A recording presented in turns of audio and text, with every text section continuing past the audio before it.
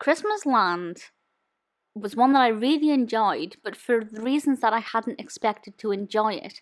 The aspects that I thought I would like were not really present, and there were elements of it that I hadn't expected that were, and it worked well for me.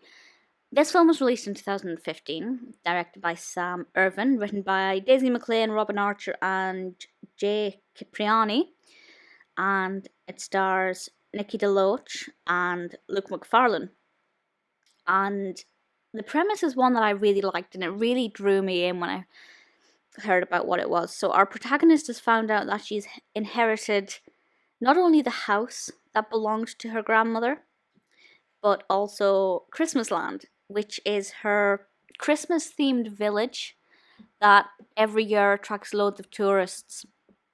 And when she gets there, it's a bit run down. She's planning on selling it, but the locals are actually really excited at the thought that Jules is going to actually rekindle Christmas Land and restore it to its former glory. And she's very conflicted and doesn't know what to do. The whole film is about her getting to know the people of Christmas Land, or the people who live around about it, and learning more about the aspects of Christmas Land that she as a child hadn't been aware of. And will she sell it? Won't she sell it? What's going to happen? It's got a traditional blueprint of a Christmas film. She is a city girl, and she's inherited something in a rural area, and she is either conflicted between selling it, getting rid of that past, and returning to her normal life, or becoming a rural girl and taking on this new challenge. Is it predictable? I'm not going to tell you.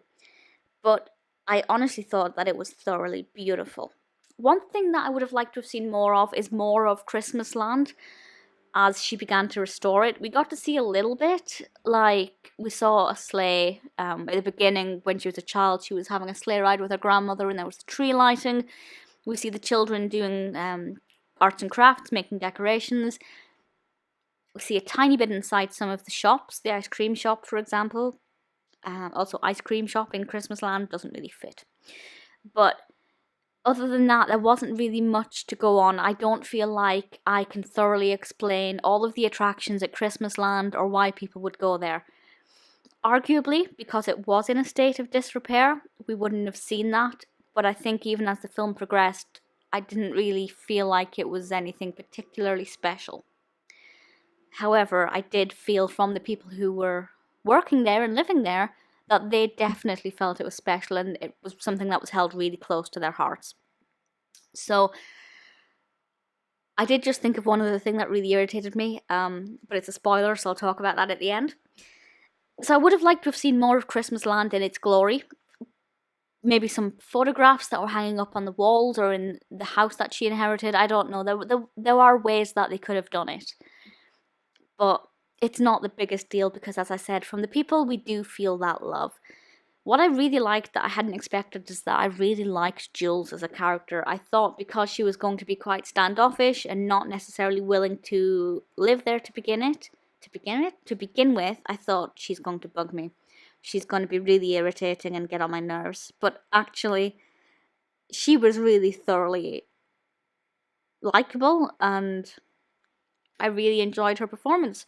Nikki Deloach has done several Christmas films. I've seen a couple of them, at least one of them. Loved her performance. Same with Luke Macfarlane, who plays Tucker. He was very likable. Having two likable protagonists in this rom-com made it all the better. We do have some other characters. There are some that are irritating, that they're meant to be. For example, Mitchell. But it is a very Christmas film, and that's, despite not really seeing enough of the festivities that are present in Christmas Land.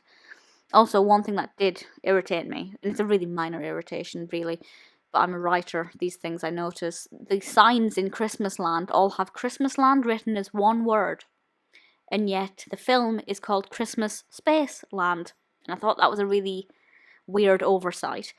But, if that's my biggest complaint, the film is doing well for itself. The only other thing that annoyed me, and this is a spoiler, so small spoiler, at one point she signs the contract. She didn't read it. I thought that was a really stupid thing to do. But aside from that, now that I've started talking spoilers, I guess I can discuss the ending. just looking at IMDb, the top review just now is 2 stars, and it says, worst Hallmark Christmas movie ending I've ever seen. Like, what? No, I thought that ending was lovely. Maybe a little bit far-fetched with, you know, the money and how everybody seemed to have enough money in this rundown town to afford it. But I still think it was magical. And, you know, if you can believe the rest of the film, you can believe that bit. So honestly, I really liked the ending. I have no issue with it whatsoever. The overall IMDb score is 6 out of 10, which I think is pretty reasonable. It is definitely a Christmas film I would watch again. It's one that I would definitely recommend. Loved the acting, loved the cast, loved the protagonists, loved the narrative.